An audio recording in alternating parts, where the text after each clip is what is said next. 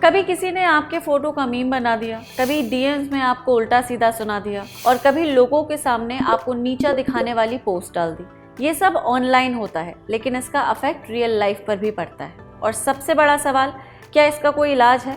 क्या कानून आपके साथ खड़ा है जब ऑनलाइन आपको कोई ट्रोल, अब्यूज़ या ब्लैकमेल कर रहा? जवाब है हाँ, और पूरी ताकत के साथ। मैं हूं निवेदिता राजे एंड वेलकम टू दृष्टि जुडिशरी। आज हम सिंपल भाषा में समझेंगे कि आपके पास क्या क्या लीगल रेमेडीज़ हैं जब आप साइबर बुलिंग का शिकार होते हैं। देखिए, हर रूट कमेंट साइबर बुलिंग नहीं होता, लेकिन अगर कोई बार बार आपको टारगेट करे, धमकी दे, अपमानित करे या पब्लिकली बदनाम करे तो वो साइबर बुलिंग कहलाता है। कुछ एग्जाम्पल्स के लिए, किसी की फ़ोटो को एडिट करके इंटरनेट पे डाल देना, फेक प्रोफाइल बनाना किसी और के नाम से, रिपीटेड अब्यूजिव मैसेजेस भेजना, किसी का पर्सनल इन्फॉर्मेशन पब्लिक करना, बार बार स्टोरीज कमेंट्स में ट्रोलिंग। ये सब सिर्फ मस्ती या फ्रीडम ऑफ स्पीच नहीं है, ये क्राइम है। अब लॉ की भाषा में बात करते हैं। अगर आपको कोई ऑनलाइन परेशान कर रहा है तो ये सेक्शंस आपके काम आ सकते हैं।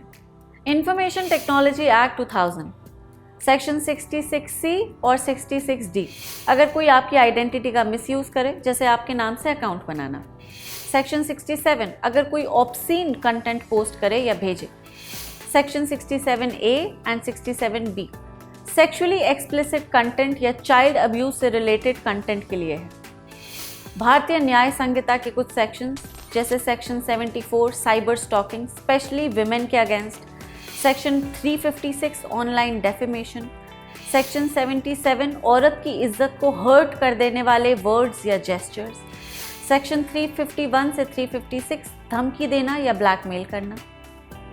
पॉक्सो एक्ट, अगर विक्टिम 18 साल से नीचे है तो सेक्सुअल हैरासमेंट ऑनलाइन हो या ऑफलाइन पॉक्सो एक्ट लगता है।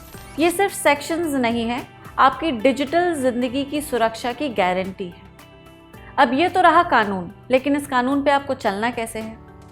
आप ये 5 स्टेप्स फॉलो करिए अगर आप साइबर बुलिंग का शिकार हैं। Step 1, screenshot. सब प्रूफ संभाल के रखें, डेट टाइम दिखाई देना चाहिए। ब्लॉक करें पर एविडेंस डिलीट ना करें। प्लेटफॉर्म पे रिपोर्ट करें।